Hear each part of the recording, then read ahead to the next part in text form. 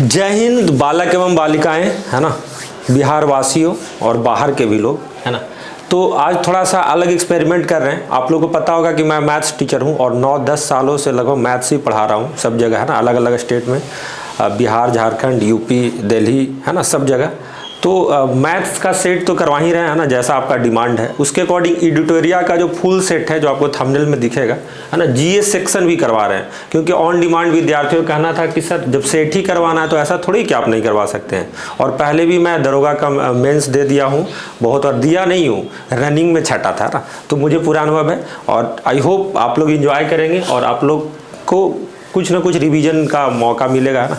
तो चलिए स्टार्ट करते हैं। सबसे पहला क्वेश्चन ये दिया गया है एडिटोरिया वालों ने क्या दिया, भारत में उच्च न्यायालयों के न्यायाधीश को पद की शपथ कौन दिलवाते हैं। तो ये बड़ा सा आसान क्वेश्चन है ना, तो क्वेश्चन आसान है, इसका आंसर क्या होना चाहिए, तो ये होना चाहिए राज्यपाल। क्या होना चाहिए, पेन ले लेता हूँ, है ना, ठीक है। तो क्या होना चाहिए, राज्य का राज्यपाल, राज्य का राज्यपाल। ऐसे भी राज्यपाल जो होता है राज्य ही में होता है ना, केंद्र शासित प्रदेश में राज्यपाल नहीं होता, वो लेफ्टिनेंट गवर्नर होता है ना, उपराज्यपाल होता है। तो राज्य का राज्यपाल ही होगा, राज्यपाल भी लिख देता है तो चलता ही है ना, कोई दिक्कत वाली बात नहीं। अगले क्वेश्चन की ओर चलते हैं, इसको थोड़ा सा नीचे कर देते हैं ना। अगला क्वेश्चन क्या है, राष्ट्रपति और उपराष्ट्रपति के चुनावों से संबंधित चुनावी विवादों का निपटारा कौन करता है। आप लोग बताइए, कमेंट कीजिए। तो राष्ट्रपति और उपराष्ट्रपति के चुनावों से संबंधित चुनावी विवादों का निपटारा, देखिए ये कॉमन सेंस वाला क्वेश्चन है ना। ये सब जो भी विवाद वगैरह इतना बड़े बड़े लोग का है, उस समय ये सब थोड़ी करवाएगा जी। भारत का चुनाव आयोग, ये सब भारत का लोकसभा अध्यक्ष, ये सब कहाँ से औकात है, इतना बड़ा आदमी का ये सब निपटारा करवा सकता है, नहीं। तो कौन करवाएगा बताइए आप लोग। तो आप बोलेंगे कि सर ये जो सर्वोच्च न्यायालय है भारत में, ये सबसे बड़ी बॉडी है ना, और सर्वोच्च न्यायालय ही करवा सकता है, ये सब की औकात नहीं है। ठीक है, 2 क्वेश्चन हो गया। तीसरा क्वेश्चन चलते हैं, है ना, कुछ स्लाइड भी करना पड़ेगा ऊपर शायद, है ना, कोई नहीं, है ना, देख लेते हैं। ऑप्शन तो दिख ही रहा होगा आई थिंक, है ना। भारत के संविधान में कल्याणकारी राज्य का आदर्श निहित है, मतलब भारत में कि जो भी संविधान है उसमें वेलफेयर स्टेट के बारे में बोला गया। थोड़ा इंग्लिश भी बता देते हैं। तो वेलफेयर स्टेट का जो भी प्रिंसिपल वगैरह है वो कौन से अनुसूची एक दिया गया है, एक प्रस्तावना दिया गया है, एक मूल अधिकार दिया गया है। और चौथा ऑप्शन मैं आपको दिखा देता हूँ, है ना, जिससे आप डिसाइड कर पाएंगे, है ना। ठीक है, तो ये है आपके पास, कहाँ से है आप अपना दिमाग लगाएं, बड़ा कन्फ्यूजन हो सकता है। जो कम पढ़ने वाला बालक है, जो पढ़ने वाला बालक होगा वो खटाक सूर मार देगा। तो कम पढ़ने वालों को दिक्कत है, बाकी ज़्यादा पढ़ने वालों को कोई दिक्कत नहीं है। तो ये हो जाना चाहिए, है ना, ये ना इसी में तो है ही जी, राज्य के नीति निर्देशक तत्व, डीपीएसपी में ही है ना, directive principle of state policy, है ना, 36 से 51 तक है आर्टिकल, है ना। और ये शायद आयरलैंड से लिया गया होगा। देखिए गलत भी हो जाएगा तो थोड़ा माफ़ कीजिएगा, है ना, लेकिन गलत नहीं होने देंगे, है ना, चिंता नहीं करना। अब चौथा क्वेश्चन आते हैं, भारत में मताधिकार और निर्वाचित होने का अधिकार है। 2 बात लिखा गया है, मताधिकार और दूसरा क्या है, निर्वाचित होने का अधिकार, मतलब इलेक्टेड और मत का अधिकार, 2 चीज है, 4 नंबर का। और 4 ऑप्शन है, विधिक अधिकार, नैसर्गिक अधिकार, है ना, मूल अधिकार और संवैधानिक अधिकार। तो ये कौन देता है आप बोल सकते हैं यहाँ से, है ना। तो अब ध्यान से देख सकते हैं, है ना। विधिक अधिकार, लीगल राइट, इलीगल उगल ये सब बहुत छोटा मोटा चीज है ना, बहुत बड़ा बड़ा चीज की बात और हो रहा है इसमें। मूल अधिकार, फंडामेंटल राइट, तो ठीक है, लेकिन ये सब जो है ये सब संविधान का ही पार्ट है। मिला जुला के अगर देखा जाए तो संविधान से ही सब आता है। ये संवैधानिक अधिकार है मेरा, क्या है, संवैधानिक अधिकार। इस तरीके से आपको सोचना होगा थोड़ा, है ना। सोचना क्या होगा, पढ़े होंगे तो बनाएंगे, या नहीं तो ऐसे ही मारोगे जय सियाराम, और क्या। तो और चलते हैं आगे, है ना। 5वां नंबर, निम्न में से कौन सिविल सेवा बोर्ड के पदेन अध्यक्ष होते हैं। सिविल सेवा वही सब यूपीएससी ये सब का बात कर रहा है ना। प्रधानमंत्री, गृह मंत्री, राष्ट्रपति, कैबिनेट सचिव, कौन होता है। देखिए कुछ ऑप्शन ऐसे ही है ना कि जिसको तुम ऐसे ही भगा सकते हो। कैबिनेट सचिव का क्या रोल है, कोई रोल है जी कैबिनेट सचिव है, ऑप्शन भी देता है, कोई दिमाग नहीं लगाता। अरे इसके बदले अटॉर्नी जनरल देता, हो सकता है लड़का कोई कंफ्यूज होकर मार देगा, गरीब टाइप के लड़का, अटॉर्नी जनरल बहुत बड़ा बात बोल दिया। ये सब कैबिनेट सचिव देता है जो है। हाँ, तो आंसर आपका कौन सा होगा? यही होगा। कौन सा होगा? यही होगा। कौन सा होगा? यही होगा। कहाँ से गया जी? और पेन कहाँ गया? यही होगा। तो कौन होगा? कैबिनेट सचिव ही जो है ना बालक आपका क्या करता है? इसको इधर सेट कर देते हैं। कैबिनेट सचिव ही है जो अध्यक्ष होता है, भावना में नहीं बहना है, ठीक है। कैबिनेट सचिव, पांचवा क्या होगा? कैबिनेट सचिव, ठीक। प्रधानमंत्री वगैरह ये सब को कोई मतलब नहीं है सिविल सेवा से, है ना, ठीक है। अब बात करते हैं छठा नंबर, ध्यान से पढ़ेंगे, आपके स्क्रीन के ऊपर दिख रहा होगा। लोकसभा के अध्यक्ष को पद से हटाया जा सकता है। लोकसभा के अध्यक्ष को पद से हटाया जा सकता है। अब 4 स्टेटमेंट लिखा है। लोकसभा में बहुमत प्राप्त पार्टी द्वारा लगाए गए अविश्वास प्रस्ताव के द्वारा, एक प्रस्ताव द्वारा जो लोकसभा के कुल सदस्यों के आधे से कम नहीं हो, है ना, ठीक है। लोकसभा की कुल सदस्यता के कम से कम 2/3 से पारित प्रस्ताव द्वारा, लोकसभा के सभी सदस्यों के बहुमत से पारित प्रस्ताव के द्वारा। तो जो लड़का पढ़ा है ना, वो इस सब में कंफ्यूजन नहीं करेगा, नहीं तो सोचेगा 2/3 वाला मारेंगे कि सिंपल से होगा कि इससे होगा, है ना। ये जो पढ़ा होगा बढ़िया से लड़का, वो उसको कोई कंफ्यूजन होने वाला नहीं है। तो इसका आंसर क्या होना चाहिए? तो यहाँ पर लोकसभा के अध्यक्ष को पद से हटाया जा सकता है, तो लोकसभा के सभी सदस्यों के बहुमत से पारित किया जा सकता है ना, बहुमत से पारित प्रस्ताव द्वारा हटाया जा सकता है ना। बाकी ये सब बहुत बड़ा बड़ा बात हो गया, 2/3 वगैरह, है ना, ये सब गवर्नमेंट वगैरह गिराने की बात होगी तब होगा। क्या सर गलत बोल रहे हैं? ये गवर्नमेंट वगैरह ये सब नहीं, डी होगा जी, है ना, ठीक। अब अगर बात करें, है ना, सात यहाँ से स्टार्ट होगा ना, चलिए ध्यान से देखिएगा, 7 नंबर, है ना। भारत का संविधान गणतंत्रात्मक है क्योंकि वह एक निर्वाचित संसद का प्रावधान करता है, वयस्क मताधिकार का प्रावधान करता है, मौलिक अधिकार का प्रावधान करता है, कोई वंशानुगत शासक नहीं है ना। तो गणतंत्रात्मक अगर आप पढ़ेंगे, है ना, तो डीपली गणतंत्र का मतलब क्या होता है, उसके द्वारा इसका आंसर मिल जाएगा आपको, है ना। और संविधान गणतंत्रात्मक है, इसके लिए जिसको रिपब्लिक इंग्लिश में बोलते हैं ना, हिंदी में बोलना बहुत टफ काम है ना। तो रिपब्लिक होने का मतलब है कि कोई राजा का बेटा राजा नहीं बनेगा, फेमस डायलॉग है ना। उसी के आधार पर इसका जो आंसर होना चाहिए, है ना, इसका जो आंसर होना चाहिए बालक एवं बालिकाएं, बड़ा मस्त है क्वेश्चन, है ना। पेन नहीं आ रहा है जी? हाँ आएगा, हाँ। तो ये हम कह रहे हैं कि रिपब्लिक का मतलब ही है कि राजा का बेटा राजा नहीं बनेगा, यानी कि कोई वंशानुगत शासक नहीं है, तो रिपब्लिक है। आम भाषा में आप यही समझिए, है ना। और ये घड़ियाल को इधर हटाते हैं। गांधी को चंपारण आने का आमंत्रण किसने दिया था? देखिए ऑप्शन है राजकुमार शुक्ल, राजेंद्र प्रसाद, जयप्रकाश नारायण, कृष्ण साय, सब बिहारी है इसमें, है ना, क्योंकि बिहार ही में है ना चंपारण। हाँ, तो आप आंसर देंगे, है ना। तो देखिए राजेंद्र प्रसाद को इतना फुर्सत नहीं था, है ना, कि गांधी जी को बुलाने जाए, है ना। जयप्रकाश नारायण उतने खतरनाक आदमी है। ये साधारण आदमी 2 है, अगर जो नहीं पढ़ने वाला ऐसा ही सोचता, 2 साधारण आदमी है, यही सब, क्योंकि उसमें गांधी जी की उतनी कोई मतलब ऐसा नहीं था कि बहुत बड़ा आदमी हो गए थे, है ना। पहला सत्याग्रह चंपारण था, तो साधारण आदमी थे, तो साधारण आदमी को साधारण आदमी बुलाने जाएगा, राजकुमार राज, क्लियर है ना। हाँ, अब 9वां क्वेश्चन चलते हैं, और 9वां क्वेश्चन की ओर चलते हैं। 1913 ईस्वी में पटना में अनुशीलन समिति की एक शाखा की स्थापना किसने की थी? 1913 में पटना में अनुशीलन समिति की एक शाखा की स्थापना किसने की थी?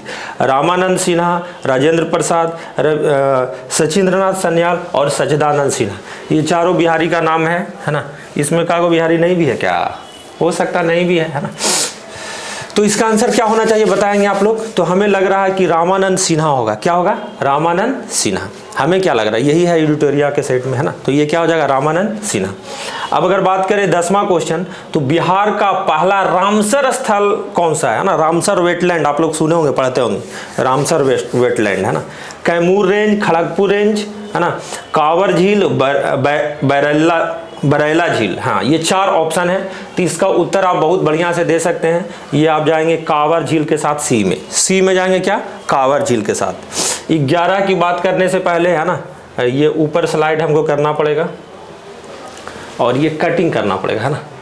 तो 11 नंबर इस तरीके से आप देख सकते हैं ना। बिल्कुल मैं ऊपर ही लेके चला जाता हूँ। हाँ, निम्नलिखित में से कौन सी सभ्यता अपने नगर नियोजन के लिए प्रसिद्ध थी? बड़ा फेमस क्वेश्चन है ये, है ना। ये सब रेलवे ग्रुप डी में भी आता है ना। लेकिन विक्टोरिया के सेट में दे दिया गया है विथ ड्यू रिस्पेक्ट टू, है ना। ठीक, तो निम्नलिखित में कौन सी सभ्यता अपने नगर नियोजन के लिए प्रसिद्ध थी? मिस्र की सभ्यता है कि फारस की सभ्यता है कि मेसोपोटामिया की सभ्यता है कि सिंधु घाटी की सभ्यता? बताइए, नगर नियोजन कहाँ कहाँ से मिला है आप लोग को खुदाई वगैरह में जो भी है ना। तो ये सिंधु घाटी की सभ्यता है ना। नदी वगैरह सब आप लोग पढ़े ही होंगे, तो ज़्यादा हम डिटेल में बात नहीं करें, प्राचीन भारत के प्रसिद्ध शासक जिसने अपने जीवन के अंतिम दिनों में जैन धर्म को अपना लिया था, ये भी एक बिहारी आदमी था, है ना। आप इसका नाम देख सकते हैं, सब तो बिहारी ही है। तो देख लीजिए, अंतिम दिनों में ये चंद्रगुप्त मौर्य ही थे, है ना, जिनको चंद्रगुप्त मौर्य बोलते हैं, है ना नाम तो। और ये सरवन बेलागोला में गए थे, है ना, शायद लास्ट में, है ना, if I am not wrong. Shravanabelagola है ना, कर्नाटक में है ना, वहीं पे गए थे, अंतिम जीवन को वहीं पे काटे थे। ठीक, तो चंद्रगुप्त मौर्य होगा। 13 नंबर, निम्नलिखित में कौन सी कला ग्रीक बौद्ध कला के नाम से भी जाना जाता है? मथुरा कला, मधुबनी कला, गंधार कला, इनमें से कोई नहीं। तो ग्रीक कला के नाम से जाना जाता है ना, सॉरी, ग्रीक बौद्ध कला के नाम से जाना जाता है, मतलब दोनों का मिश्रण होगा, ऐसा है। तो इसका आंसर होगा गंधार कला। क्या होगा? गंधार कला। लोग रटते ही हैं, है ना, मेरा भी रटा हुआ है ना। चलिए आगे बात करते हैं, और इसको कटिंग करना पड़ेगा, और 14 नंबर की ओर चलते हैं ना। सर्वप्रथम दिल्ली के अमीरों का दमन निम्न में से किस शासक द्वारा किया गया था? दिल्ली के अमीरों का दमन किस शासक के द्वारा किया गया था? तो ये भाई साहब थे इल्तुतमिश। ये कौन से भाई थे? इल्तुतमिश भाई थे, है ना। ये गुलाम वंश का आदमी था। ये अमीर लोग को देखना नहीं चाहता था ना, ये अमीर लोग को देखना नहीं चाहता था। ठीक है, नहीं देखोगे तो क्या अमीर लोग नहीं रहेगा? हाँ। और अब आगे चलते हैं बालक, 15 नंबर, द्वितीय आंग्ल मैसूर युद्ध के समय भारत का गवर्नर जनरल कौन था? चलिए बताइए, द्वितीय आंग्ल मैसूर युद्ध के समय भारत का गवर्नर जनरल कौन था? बड़ा खतरनाक आदमी था जी, इसको सब लोग जानते हैं। ये था वारेन हेस्टिंग्स। ये कौन था? Warren Hastings. कौन था? Warren Hastings. ठीक। किसने कहा था कांग्रेस केवल सूक्ष्मदर्शी अल्पसंख्यक का प्रतिनिधित्व करता है? तो जो भी बोला होगा बड़ा बेइज्जती किया होगा, है ना। जो भी कांग्रेस का सपोर्टर होगा उसको तो अच्छा नहीं लगेगा जी, लेकिन कोई बात नहीं है, बोल के वो गुजर भी गया, कुछ नहीं कर पाओगे उसका, है ना। तो किसने कहा कांग्रेस केवल सूक्ष्मदर्शी अल्पसंख्यक का प्रतिनिधित्व करता है? तो ये थे लॉर्ड डफरिन। लॉर्ड डफरिन थे, है ना, लॉर्ड डफरिन। अब आएगा 17 नंबर की बारी। किसकी बारी आएगी? 17 नंबर, है ना। तो देखो 17 नंबर की अगर बारी है तो पूना सार्वजनिक सभा की स्थापना किसके द्वारा किया गया था? पूना सार्वजनिक सभा, बड़ा इंपॉर्टेंट क्वेश्चन है, ध्यान दीजिएगा। पूना सार्वजनिक सभा की स्थापना एमजी रानाडे ने किया था। किसने किया था? एमजी रानाडे। 18 क्वेश्चन, विजयनगर साम्राज्य की वित्तीय व्यवस्था की मुख्य विशेषता क्या था? विजयनगर साम्राज्य की वित्तीय व्यवस्था की मुख्य विशेषता क्या था? मुद्रा प्रणाली था कि अधिशेष लगान था कि भू राजस्व था कि बंदरगाहों से आमदनी था? तो विजयनगर साम्राज्य सुने हैं कि बहुत विकसित था, है ना, जैसा पढ़ने को मिलता है, तो बहुत ज़्यादा विकसित था। यहाँ पर जो मेन आमदनी था वो भू राजस्व से था। क्या किससे था? भू राजस्व। बहुत लोग भावना में बा के बंदरगाह वगैरह मारने लगे कि कुछ एग्जामिनर सोचा होगा, ऐसा कोई बात नहीं है ना। उस समय उतना बंदरगाह वगैरह नहीं था जी, है ना। तो 18 का आंसर क्या हो जाएगा? सी। 19 नंबर, किस मुगल बादशाह के विरुद्ध जौनपुर से फतवा जारी हुआ था? मतलब मुगल बादशाह भी फतवा से अछूत नहीं थे, है ना, उनको भी लपेट लिया गया था। कौन सा मुगल बादशाह थे, है ना, तो उनका नाम बताएंगे आप लोग। तो ये थे महान अकबर, जो बोला जाता है द ग्रेट अकबर, है ना। अब है कि नहीं है ये सब डिबेट का विषय है ना, लेकिन अकबर। नीचे दिए गए घटनाएं तथा उनके तिथि का मिलान कीजिए। क्वेश्चन नंबर 20 कह रहा है ना, तो मिलान करने से पहले आगे बढ़ाना पड़ेगा, है ना। तो ये है जी रॉलेट एक्ट, रॉलेट सत्याग्रह, भारतीय राष्ट्रीय कांग्रेस का अमृतसर अधिवेशन। ये तीनों में अगर कोई आप जानते हैं तो चौथा भी दिया गया जालियांवाला बाग हत्याकांड। तो देखिए कितना एग्जामिनर नहीं, जो सेट बना है कितना दिमाग वाला है ना, कि सब 1919 की ही घटना दिया गया, और सब में जी डेट मार्च, अप्रैल और दिसंबर, है ना। तो अगर आप फेमस, तो अगर जैसे अगर आप रेलवे का भी कभी जीवन में तैयारी किए होंगे तो जलियांवाला बाग हत्याकांड तो आप जानते ही होंगे, है ना। तो बताइए, आप मिलाइए, है ना, तो मिलाइएगा। तो देखिए ये जो है डी का कन्फर्म है 13 अप्रैल होगा, 13 अप्रैल 1919 होगा। तो हम ऑप्शन को एलिमिनेट करते हैं बालक, ऑप्शन को एलिमिनेट करते हैं कि गुरुजी डी का तीसरा होगा कन्फर्म, डी का क्या होगा, तीसरा होगा कन्फर्म। ये दो ऑप्शन है बाबू, दो ऑप्शन है। यहाँ पर भी एग्जामिनर ने आपको या सेट बना लो ने आपको फंसाया है ना, कि आप ऐसे नहीं निकल सकते। दूसरा बात ये, अगर इन दोनों में अगर हम सर्च करें क्योंकि ये दोनों कट गया, तो इसमें देखिएगा पहला भी मैच कर रहा है, पहला भी क्या कर रहा है, मैच कर रहा है। अब चौथा और दूसरा और इन दोनों में हम लोग को सोचने की बात है, मैथमेटिक्स लगा रहे हैं बालक, है ना। अब अगर बात करें, हाँ, तो अगर सी का बात करें, है ना, तो सी में अगर आप देखें तो भारतीय राष्ट्रीय कांग्रेस का अमृतसर जो अधिवेशन था वो 2 दिसंबर को नहीं हुआ था, है ना। ये जो हुआ था राष्ट्रीय कांग्रेस का अधिवेशन जो हुआ था 6 अप्रैल 1919 को हुआ था, 6 अप्रैल 1919 को हुआ था जी। तो 6 अप्रैल 1919 को हुआ था, यानी कि हम बोल सकते हैं सी का कौन सा होगा, दूसरा होगा। सी का कौन सा होगा, दूसरा होगा। तो कौन सा ऑप्शन के साथ जाएंगे, डी ऑप्शन के साथ जाएंगे। किसके साथ जाएंगे, डी ऑप्शन। मतलब 2 आप जानते भी हैं तब भी, 2 इसमें जानते भी हैं उसके बावजूद भी आपका गड़बड़ होगा, है ना, अगर एग्जामिनर ने चाह लिया तो। आगे चलें, आप कंफर्म कर लीजिएगा, दोबारा भी देख सकते हैं, ये सब जीएस है, याद करने वाला चीज़ है, ठीक। आगे चलते हैं। भारत का अपने पड़ोसी देशों के मध्य अंतर्राष्ट्रीय सीमा का विस्तार आरोही क्रम में बताना जी। आरोही मतलब क्या होता है, आरोही मतलब बढ़ते क्रम होता है जी, अवरोही मतलब क्या होता है, घटते क्रम होता है। क्या होता है, घटते क्रम होता है। तो इसको अगर मैं इस तरीके से ऊपर लेके जाऊं हाँ, तो आरोही मतलब क्या हो जाएगा, बढ़ते क्रम। तो देखिए आप लोग अगर एनसीईआरटी कभी पढ़े होंगे, हम तो पढ़े थे 8वां 9वां में, है ना। तो एक चीज आता था बचपन में भूल, बचपन में क्या, भूल, मतलब कि सबसे बड़ा है अगर देखा जाए तो बांग्लादेश के साथ सबसे लंबा बॉर्डर लगाता है। तो बांग्लादेश से शुरुआत नहीं किया है, बांग्लादेश लास्ट में होना चाहिए, ठीक है, बांग्लादेश एक लास्ट में इधर है, बांग्लादेश इधर है ना। बचपन, उसके पहले चाइना होना चाहिए। मतलब हम लोग स्टार्ट कर रहे हैं बड़ा से छोटा क्यों, तो उसके बाद क्या होना चाहिए, चाइना। देखिए इन दोनों में चाइना, कितना एग्जामिनर हरामी है, अब ऐसे बोल सकते हैं ना। बचपन में भूल, है ना। तो सबसे बड़ा बांग्लादेश, फिर चाइना, फिर पाकिस्तान। तो चाइना के बाद पाकिस्तान ये है, और फिर नेपाल। तो ये आपका एनसीईआरटी वालों ने काम कर दिया, है ना, बचपन में भूल। तो 21 का बी होना चाहिए, हाँ है। तो निम्नलिखित में कौन सा जिला धारवाड़ भूस्तरीय रचना वाला नहीं है, बताइए। बिहार का चारों जिला, मुंगेर 2.5 वाला, है ना, रोहतास, नवादा, ये तो मेरे बगल में है, जमुई भी बगल में, है ना। तो बताइए 22 का कौन सा आंसर होगा, धारवाड़ भूस्तरीय रचना वाला नहीं है। मतलब 3 एक जैसा होगा और एक नहीं होगा। तो इसका आप उत्तर बनाएंगे तो ये भाई साहब रोहतास है। ऐसे भी देखो कि ये तीनों जो जिला है ना वो लगभग बराबर ही, मतलब बराबर मतलब अगल बगल में ही, है ना। ये रोहतास जो है सोन का पार करके, है ना, तो सोन कर्मनाशा ये सब उधर है, बहुत दूर है ना। ये सब एक तरीके से मगध में पड़ता है, बात समझ रहे हैं। तो मगध वाला को एक जगह रखो और धारवाड़ वाला अलग हो गया, तो सिर्फ अलग ही तो देखना है, काम हो गया खत्म। तो आंसर कौन सा होगा, रोहतास होगा, है ना। हाँ, अब 23 नंबर आते हैं। 23 नंबर के लिए हम लोग को इधर चलना पड़ेगा। कहाँ चलना पड़ेगा, इधर।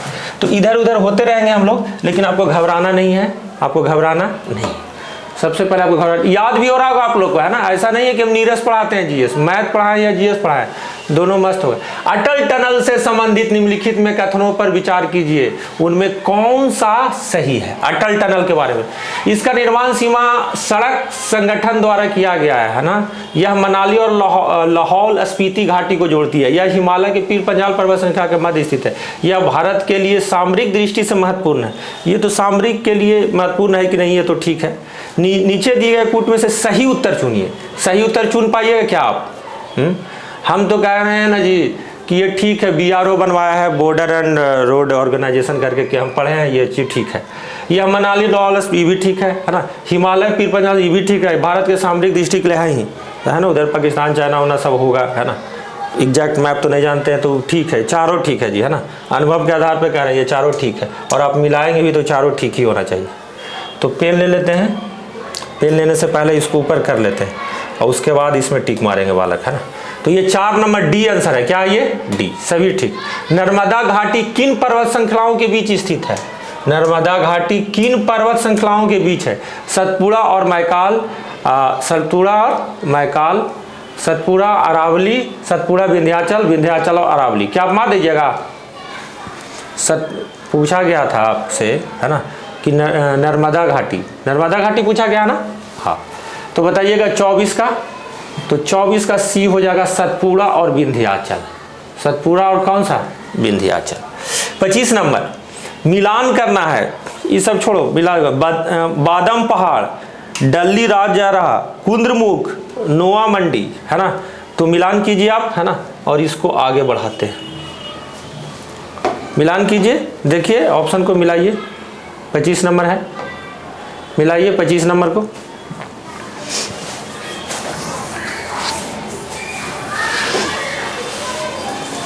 देखिए जी, बादम पहाड़ तो उड़ीसा में है, ये कन्फर्म है बात, मजाक नहीं कर रहे हैं। बादम पहाड़ कहाँ है? उड़ीसा में, ये तो हमको पता था। तो अगर बालक ये उड़ीसा में है तो ए का दूसरा कौन सा है? ए का दूसरा सी में भी है और डी में भी है। बड़ा कन्फ्यूजन है, सी और डी दोनों में है, तो डायरेक्टली आंसर नहीं जा सकता। बहुत तेज है सेट बनाने वाला बालक, हल्के में उसको मत लीजिए, है ना, जो भी बनाया है ना। तो सी का देखा जाए तो ए का दूसरा तो होगा ही, है ना। अगर बात किया जाए डल्ली राज जरहा, है ना, डल्ली राज जरहा, ठीक है। तो डल्ली राज जरहा जो हो जाएगा वो छत्तीसगढ़ में है। कहाँ है? छत्तीसगढ़। तो बी का तीसरा, और यहाँ पर आंसर हो गया कन्फर्म। ऐसे सोच के बनाना होगा एग्जाम में, है ना। अब आगे चलते हैं।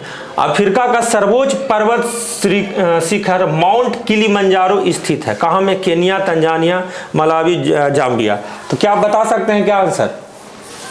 तो ये है तंजानिया में, तंजानिया, किलिमंजारो पढ़ते हैं बच्चों, किलिमंजारो, तंजानिया ऐसे याद करते होंगे ना। अब हम लोग का 27 नंबर इधर से ही है ना, तो इसको कट करना पड़ेगा और 27 नंबर देखते हैं ना। भारत में ग्रीष्मकालीन मानसून के प्रवाह की सामान्य दिशा है। बहुत बढ़िया है, ग्रीष्मकालीन मानसून के प्रवाह की डायरेक्शन पूछा। बहुत सुंदर क्वेश्चन बनाइएगा। तो ये है दक्षिण पश्चिम से उत्तर पूर्व है, दक्षिण पश्चिम से आती है और उत्तर पूर्व की ओर जाती है। तो ये आपका आंसर हो जाएगा। कौन सा आंसर हो जाएगा? डी आंसर हो जाएगा। कौन सा आंसर हो जाएगा? डी। तो इसमें थोड़ा पेन चलाने में ही दिक्कत होता है, तो कौन सा आंसर हो जाएगा? डी। तो डी आंसर है। तो 27 तक हो गया है। उम्मीद करते हैं आप लोग एंजॉय कर रहे होंगे। क्या अब आगे हम चलते हैं, और आगे चलते हुए क्वेश्चन नंबर अब 28 लेते हैं ना। हाँ, 28 number, Uzbekistan, Tajikistan, Kyrgyzstan, Turkmenistan, Hindustan नहीं है इसमें, चिंता नहीं करें। ये तान वाला है ना, तान है, बहुत खतरनाक है। पाकिस्तान नहीं दिया है ना, देख रहा है लोग कि क्रॉस पाकिस्तान भी इसमें देता है ना।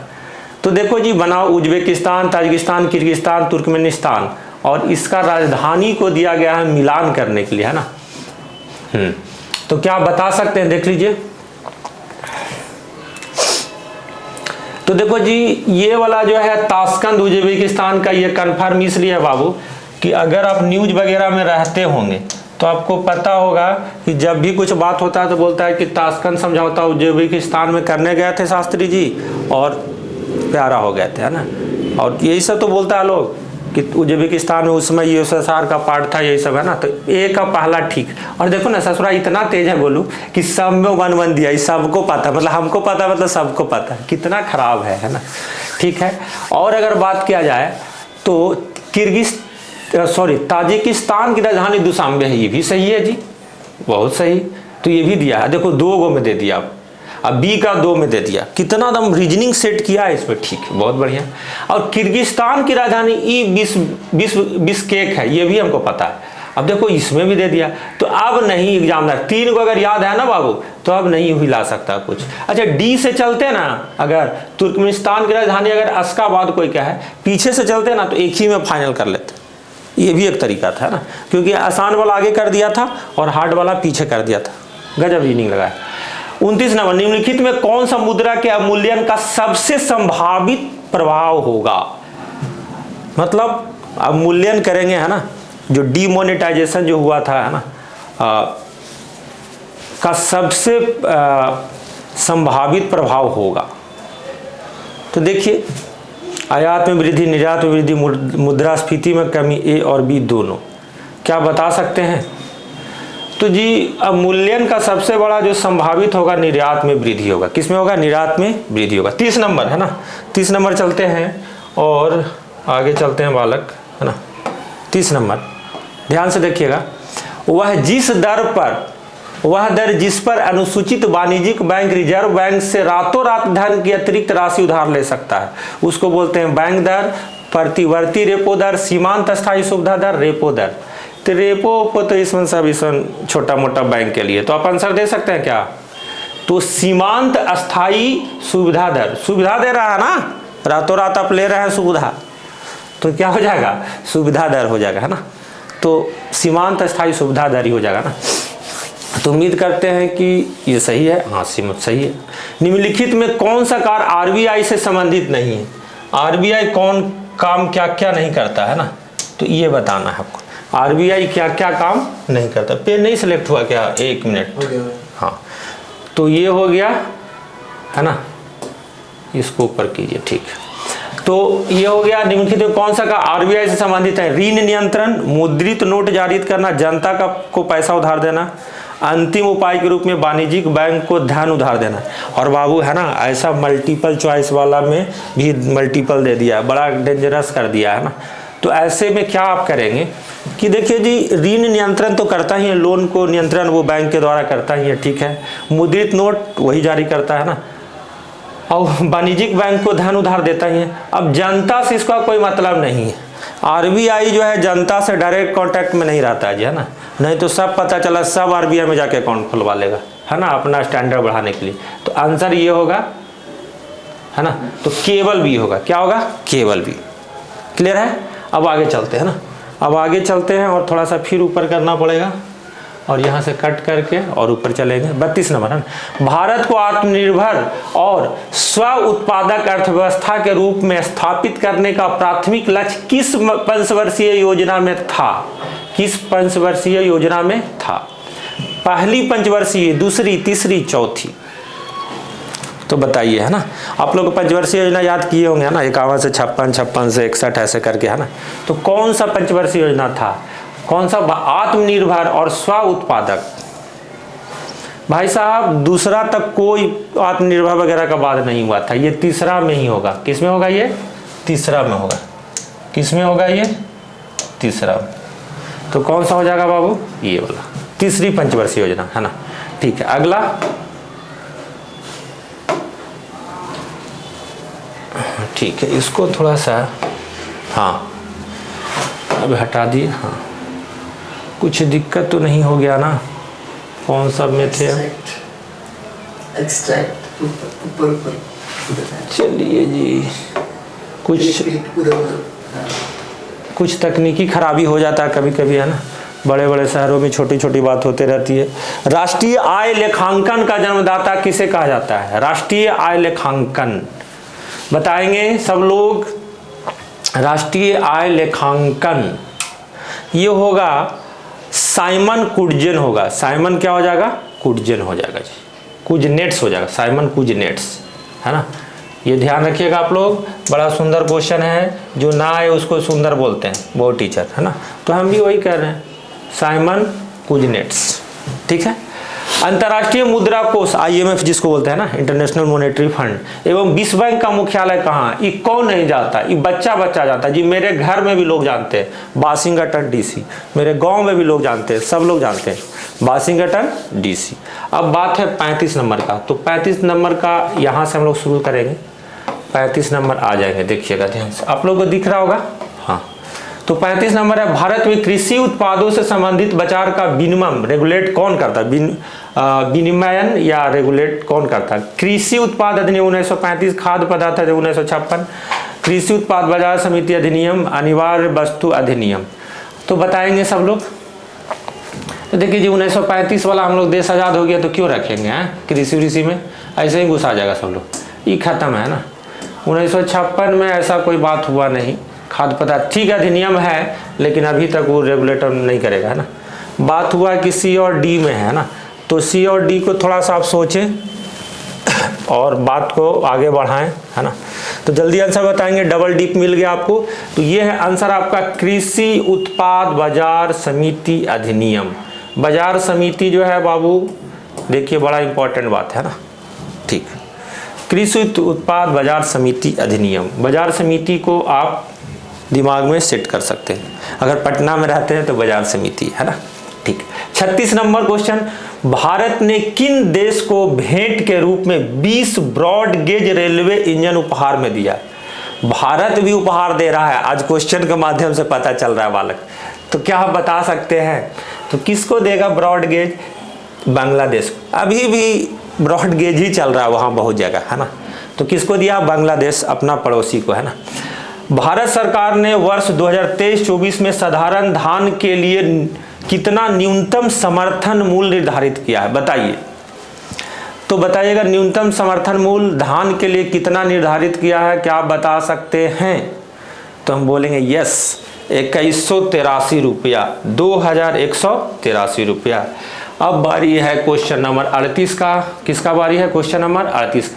किस मंत्रालय द्वारा पोषण भी पढ़ाई भी, मतलब ऐसे ही आपको क्या बोल सकता है, कुपोषित नहीं रखेंगे, पोषण भी देंगे और पढ़ाएंगे भी, कार्यक्रम की शुरुआत की गई। मंत्रालय का नाम बताना है।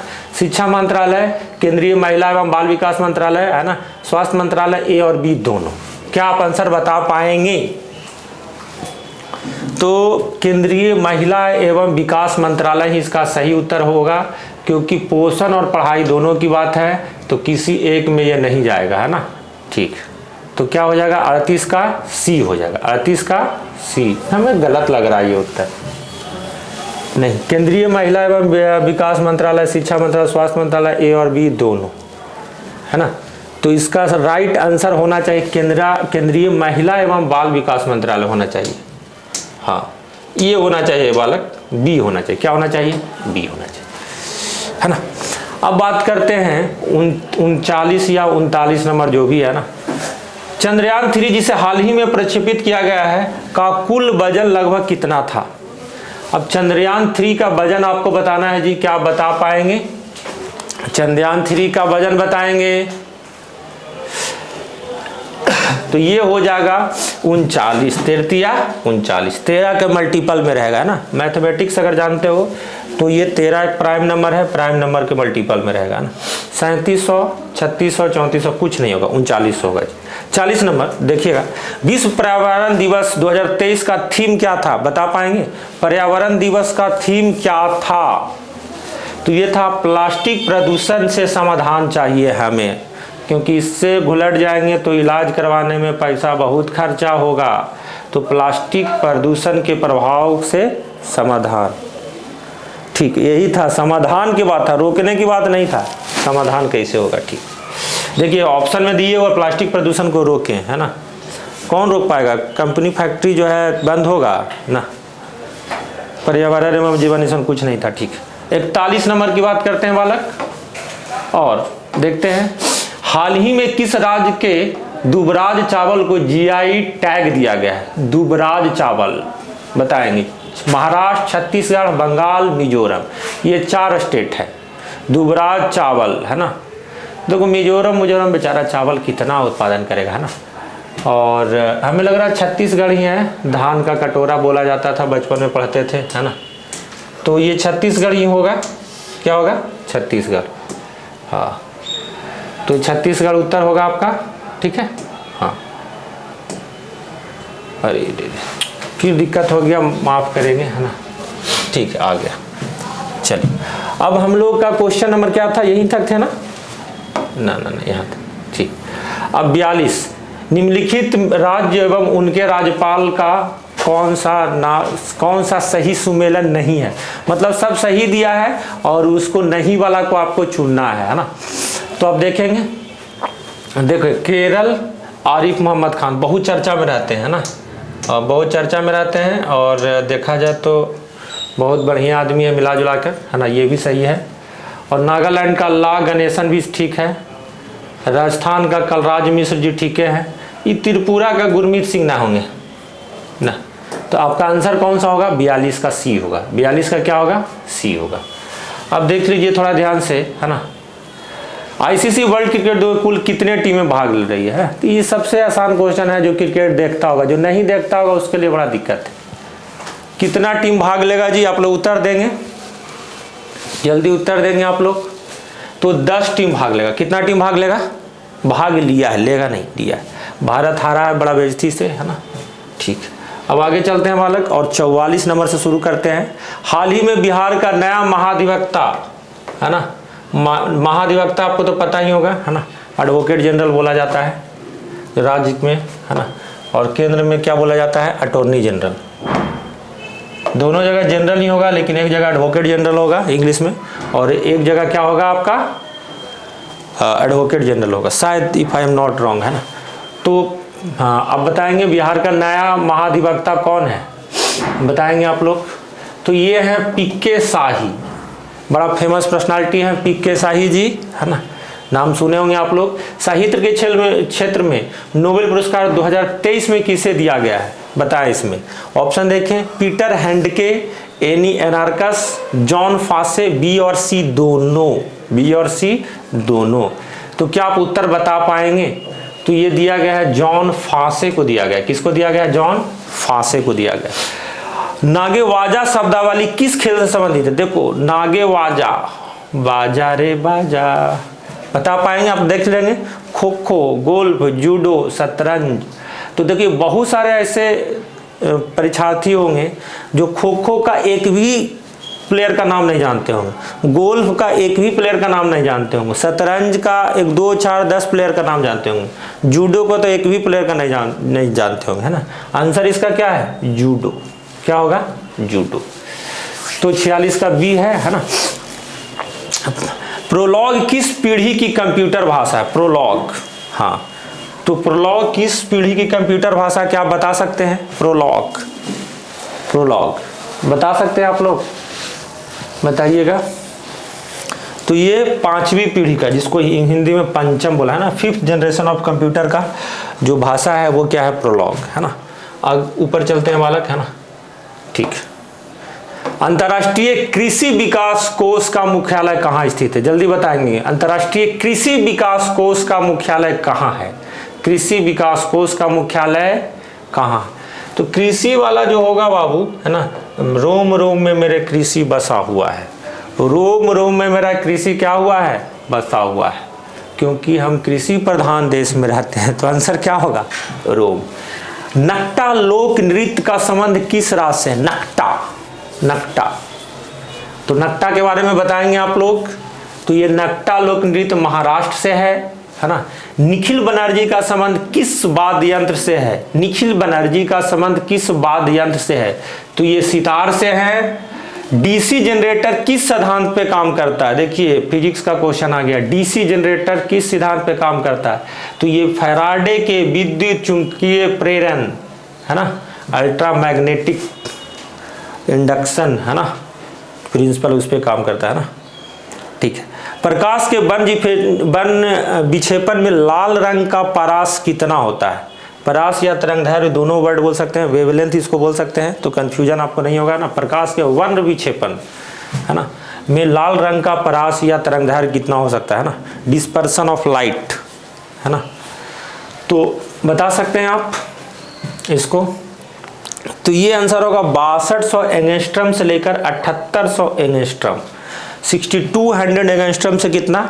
7800, 1600 का गैप है ना दोनों के बीच में। याद करेंगे तो ऐसे याद कर सकते हैं, है ना। 52 हो गया। अब हम लोग को 53 की बारी है। किसकी बारी है? 53 की बारी है। देखेंगे ध्वनि की प्रबलता किसके द्वारा निर्धारित की जा सकती है?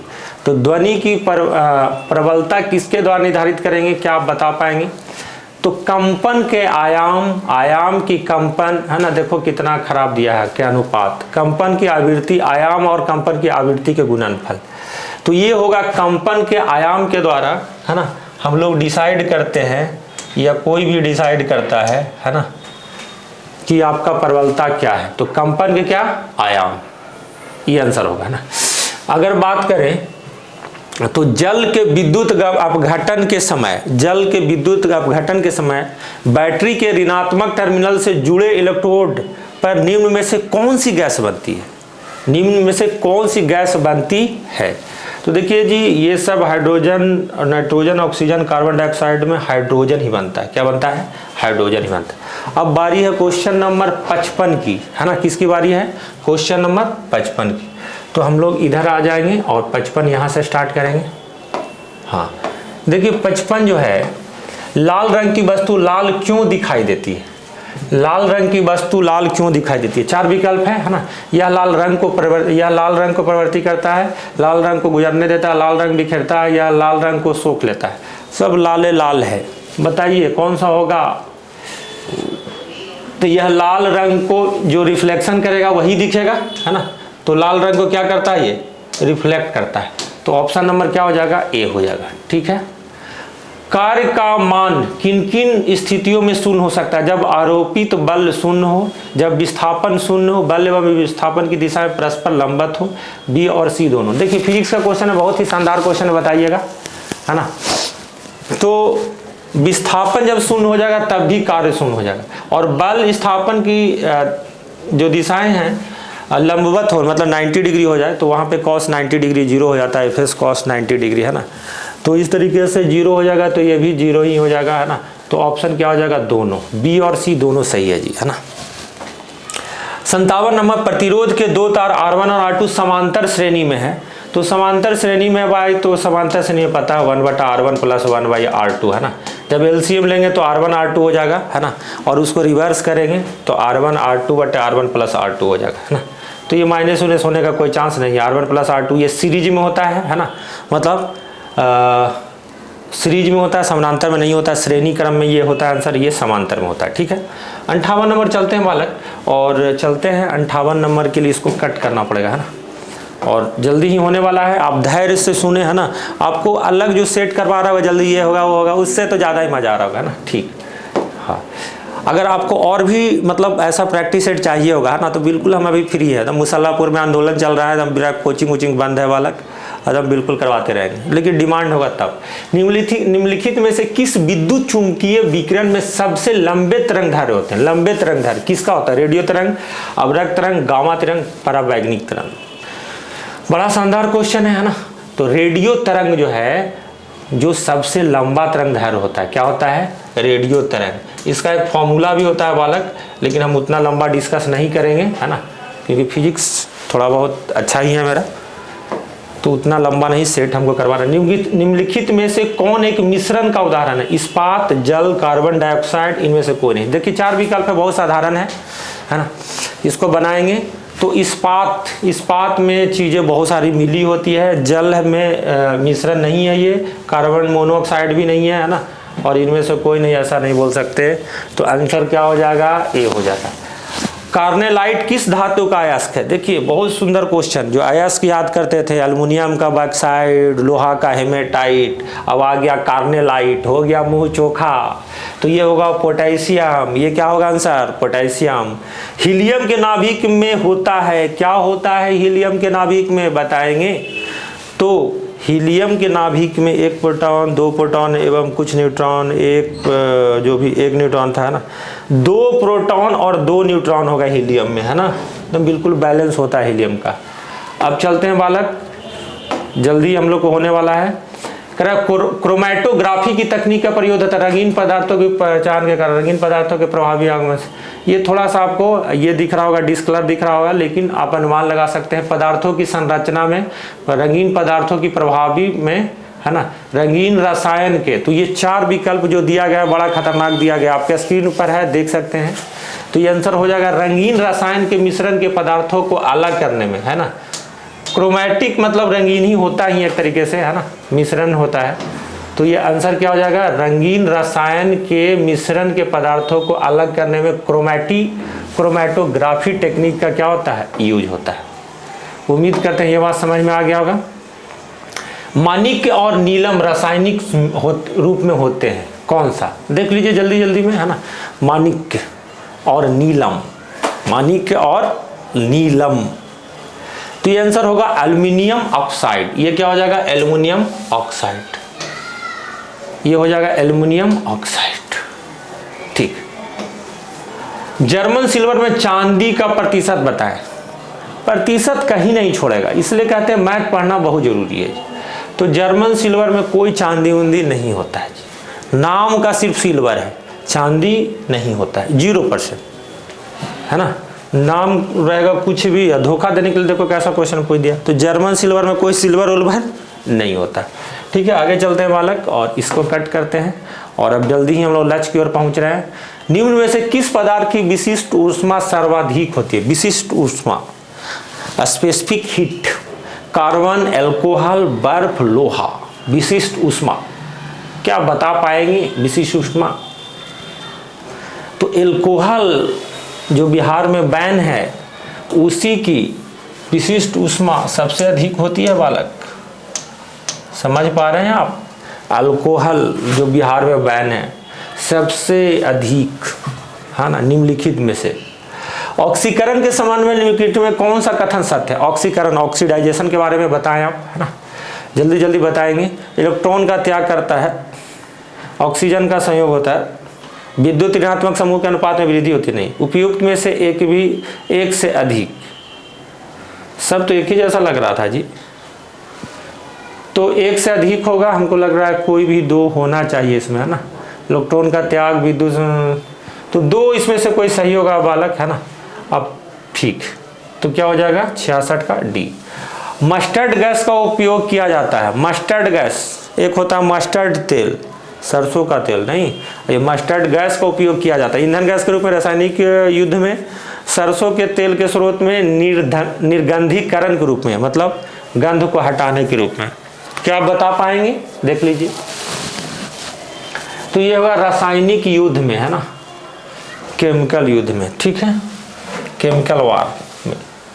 ठीक। 68, निम्न में से कौन सा एक विस्फोटक नहीं है ना, नाइट्रोक्लोरोफॉर्म, ट्राइनाइट्रोग्लिसरीन, ट्राइनाइट्रोटाउफ्लिन, पोटेशियम क्लोरेट। जल्दी जल्दी आंसर बताइएगा। तो नाइट्रोक्लोरोफॉर्म जो है विस्फोटक नहीं है ना, नाइट्रोक्लोरोफॉर्म विस्फोटक नहीं है। ऑप्शन नंबर ए होगा, ऑप्शन नंबर क्या होगा, ए होगा। पेन ले लेते हैं, है ना, क्या होगा आपका, नाइट्रोक्लोरोफॉर्म, है ना, ऊपर वाला ए ऑप्शन था, है ना, जो अभी मिट गया है, कोई बात नहीं। ठीक। पृथ्वी पर सबसे पुराना जीव कौन सा है? देखो ये बचपने से पढ़ते आ रहे हो, सबसे पुराना जीव कौन सा है, नील हरित शैवाल। ईसवन, अमीबा, पैरामीशियम, ईसवन के बारे में मत सोचना जी, क्या है, नील हरित शैवाल। गर्म रुधिर वाले जंतु वे होते हैं जो अपने शरीर के तापक्रम को, गर्म रुधिर, है ना, मतलब हॉट ब्लड की बात किया जा रहा है, उसके शरीर के तापक्रम को, है ना, वातावरण के तापक्रम से नीचा रखते हैं, इतना इतना रखते हैं, वातावरण से ऊंचा रखते हैं, वातावरण के तापक्रम को बराबर रखते हैं, हमेशा एक सा बनाए रखते हैं। ये है, देख लीजिए कौन सा आंसर होगा। तो हमेशा एक सा बनाए रखते हैं गर्म रुधिर वाले, है ना। तो 70 तक पहुंच गए हैं, अब हम लोग का खत्म होने वाला है ना, और उसके बाद मैथ है, तो मैथ को भी हम लोग लेंगे। जैसे आप लोगों का कमेंट वगैरह आएगा, तो हम तो मैथ्स का ही टीचर है मेरे रूप से, ये तो आपके लिए करवा रहे हैं, तो उसका एक अलग से 20-25 मिनट का उसका चलाएंगे, है ना। अभी फिलहाल में इसको देखते हैं, है ना। तो मैथ तो अपना घर की खेती है बाबू, मैथ का क्या है। अब 71 नंबर की बात करते हैं, है ना, कि मिलान करें सही कूट को, सुंदरी, अमरवेल, सिंघाड़ा, प्याज, है ना, स्वांगी कारक मूल। तो 71 का आंसर कौन सा? तो 71 का बाबू अगर बात करें पीछे से, तो 71 का आंसर होगा बी होगा। क्या होगा 71 का आंसर? बी होगा। तो 71 का आंसर क्या है? बी होगा। आप मिलान कर लीजिएगा, 71 क्या होगा? बी होगा। शल्य क्रिया में ऑर्थोप्लास्टी क्या है? शल्य क्रिया में ऑर्थोप्लास्टी क्या है? तो आप बताएंगे। तो ये है कुल्हे के जोड़ को प्रतिस्थापन करना, है ना, कुल्हे के जोड़ को प्रतिस्थापन करना, है ना, रिप्लेसमेंट करना। ठीक है, अब 73 पहुंच गए हैं बालक, है ना। तो 73 में देख लेते हैं। तो ये लास्ट ही था, है ना। 73 की बात करते हैं और उसके बाद हम लोग का मैथ आ जाएगा। तो मैथ को मैं अगले सेशन में लूँगा, क्योंकि वो अपना सेपरेट सेशन है, उसमें अलग तरीके से बातें होगी। मानव शरीर में पाचन का अधिकांश भाग किस अंग में संपन्न होता है? मानव शरीर का पाचन पढ़े हो ना, तो छोटी आंत में होता है। किस में होता है? छोटी आंत में। किस में होता है बाबू? छोटी आंत में। तो छोटी आंत में पाचन होता है। इंसुलिन में निम्नलिखित में कौन सी धातु उपस्थित होती है? इंसुलिन में बताएंगे। इंसुलिन में निम्नलिखित में कौन सी धातु उपस्थित होती है? प्रेजेंट की बात बोला जा रहा है ना, प्रेजेंट की बात बोला जा रहा है। तो ये हो जाएगा जस्ता। क्या हो जाएगा? जस्ता हो जाएगा। जिंक मतलब जस्ता। Zn क्या होगा? Zn जस्ता। 75 हेपेटाइटिस रोग से मनुष्य के शरीर का सीधा अंग प्रभावित होता है। हेपेटाइटिस से कौन सा अंग प्रभावित होता है? क्या बता सकते हैं? हेपेटाइटिस तो बचपन में ही टीका लगता है सब लोग को, ये भी नहीं बता पाओगे। तो ये हो जाएगा यकृत, है ना। क्या हो जाएगा? यकृत। अब 76 नंबर मेरे घर का खेती आ गया, जिसको 9-10 साल से पढ़ा रहा हूँ, है ना। तो 76 नंबर से अगर आपको लगे, है ना, कि सर ये भी डिस्कस करवाए ये, है ना, तो इसको मैं एक सेपरेट यहीं से 76 से स्टार्ट करूँगा। तब तक ये मेरे जीवन में पहली बार सेट डिस्कशन जीएस का था, है ना, ऑन फैक्ट। तो कैसा लगा आप जरूर, है ना, कमेंट कर सकते हैं, और डिमांड होने पे और भी करवा देंगे, है ना। 25 तारीख तक हम साथ। जय हिंद, जय भारत।